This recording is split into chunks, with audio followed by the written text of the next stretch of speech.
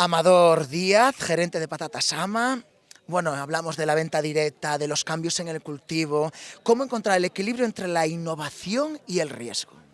Bueno, pois ao final na agricultura primeiro tes que ter a pasión de facer un gran produto, de que tes o mellor produto, o feito de que sexa galego pois xa xoga un papel moi importante e despois, bueno, pois ao final ese equilibrio hai que ilo dando eu creo que no día a día, non? É dicir, novas normativas, novas apostas, novo cambio do sector e a veces as inclemencias é o máis grave que nos podemos encontrar á hora dunha traba, sin embargo, pois ir innovando e irte adaptando aos novos retos de digitalización, novas normativas europeas. Creo que ao final eso xa entra na loita do día a día do propio agricultor, o cual, bueno, eu creo que ao final eu quedaríame con que o éxito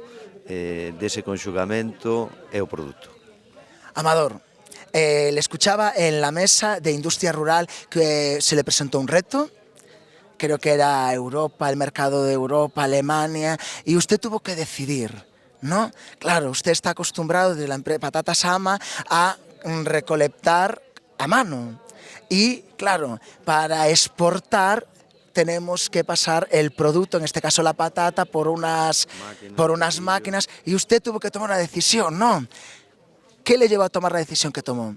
Bueno, pois al final a decisión era que eu vía a injusticia de que recoller un produto a mao, mimalo con todo o cariño, a despois pois unha variedade como é tan sensible a quénebe, amparada en denominación de orixen, que requiere uns cuidados, sobre todo a hora dos golpes, que non se pode coller con máquinas, e que mimamos con todo o cariño, pois que ao final eu vía que era todo o contrario do que estaba facendo, co cual, bueno, pois tomei a decisión de seguir co mercado nacional e non salir ao exterior.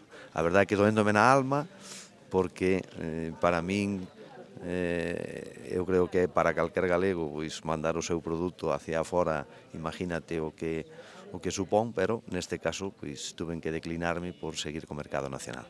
Bueno, pois nos che agradecemos que deixaras esa pataca tan maravillosa que tedes na zona da Limia, aquí na nosa terra, e bueno, e Europa que espere que haberemos de inventar algo para que poidamos levar a pataca a Europa do xeito que levades facendo tantos anos dende a Limia. Moitísimas grazas, Amador, por estar con nós en esta segunda edición do Encontro de Sober. Moitas gracias a vos por convidarme e poder participar nunha xornada que creo que foi maravillosa e enriquecedora.